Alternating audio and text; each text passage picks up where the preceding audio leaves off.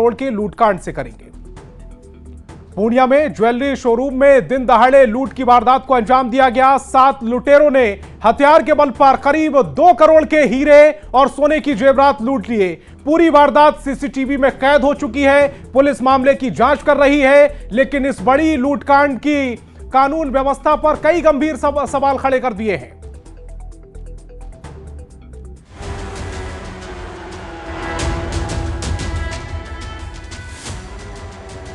दोपहर का समय पूर्णिया के डाक बंगला चौक पर तनिष्क के शोरूम में सब कुछ सामान्य चल रहा था। तभी कुछ लोग ग्राहक बनकर आते हैं। उनके पीछे पीछे कुछ और लोग शोरूम में आते हैं और देखते ही शोरूम के स्टाफ को गन पॉइंट पर ले लेते हैं। जब तक कोई कुछ कर पाता तब तक लुटेरों ने करीब 2 करोड़ के हीरे और सोने के जेवरात की लूट कर फरार हो जाते हैं।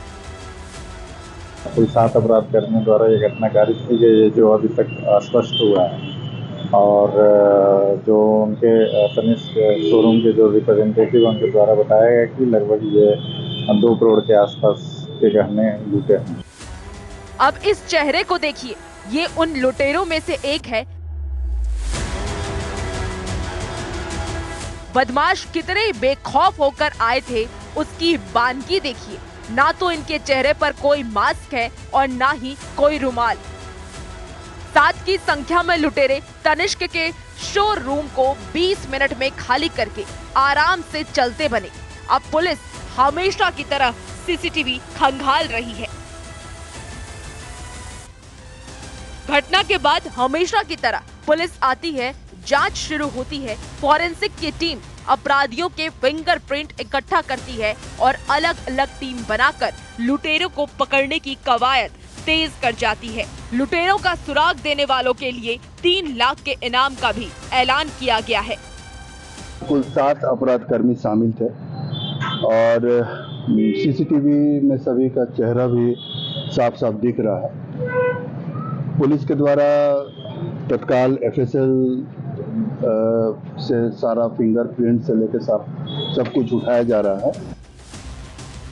जिले के सभी सीमा को सील कर दिया गया है और आने वालों पर कड़ी निगाह रखी जा रही है। लेकिन सवाल ये है कि बार बार क्यों हो रही लूट की वारदात? शोरूम में दिन दहाड़े कैसे हो गई लूट? पुलिस क्यों नहीं रोक पा रही अपराध? पुलिस टीम की गश्ती का क्या फायदा?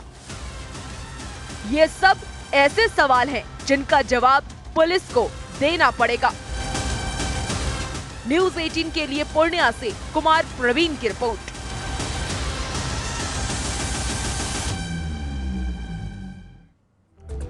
तो पिछले 3 महीने में पूर्णिया में बड़ी बड़ी लूट कांड हुए हैं। पूर्णिया में लूट की ये कोई पहली वारदात नहीं है। 17 मई 2024 बनमनखी सीएससी संचालक सुभाष मिश्रा की गोली मारकर हत्या कर 6 लाख रुपए की लूट हुई थी।